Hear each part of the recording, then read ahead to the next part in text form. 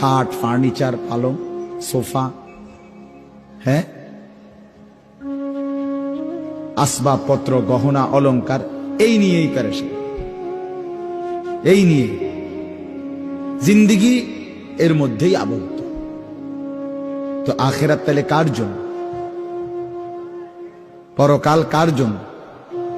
আমরা মুসলমান, আমরাই যদি পরকাল না চিনি, না বুঝি, আমাদের উচ্চারণে, আমাদের অনুভূতিতে, আমাদের আচরণে, আমাদের কথাবার্তা উঠা বসার মধ্যেই যদি পরকালের কোনো নমুনা দেখা না যায়, তো হিন্দু বৌদ্ধদের মধ্যেই দেখা যাবে। কথা উত্তর দেন। কবর, হাসর, আখেরাতের চিহ্ন ভেসে ওঠার কথা চালচলনে মুসলমানদের মধ্যে না কাফেরদের মধ্যে? মুসলমানদের মধ্যে। কথা তো ছিলই।